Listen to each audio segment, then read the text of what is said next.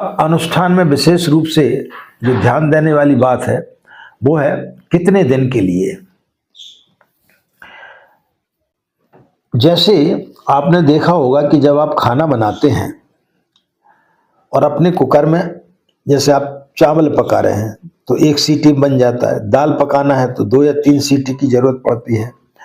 हर चीज के लिए एक समय होता है, हर चीज का अपना एक समय होता है। आपको यदि डॉक्टर बनना है तो उसके लिए एक निर्धारित समय होता है कि इतने वर्ष तक यदि आप पढ़ाई करेंगे, इतने साल आप की यात्रा में आप 12वीं कक्षा तक पढ़ेंगे, फिर आप 4 साल 5 साल का जो कोर्स होता है उसमें आप डॉक्टर बन पाएंगे, फिर 2 साल का कोर्स करेंगे तो आप सर्जन बन पाएंगे।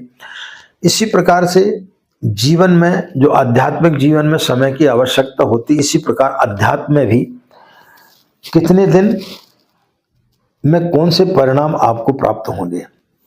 मां के गर्भ में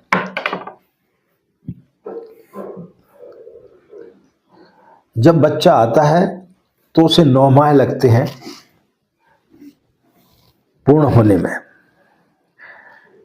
यदि पहले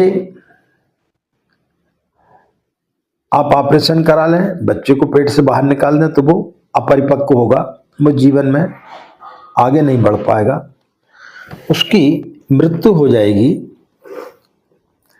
इसी प्रकार से जब हमें किसी चीज की आवश्यकता होती है आध्यात्मिक क्षेत्र में या भौतिक जगत में,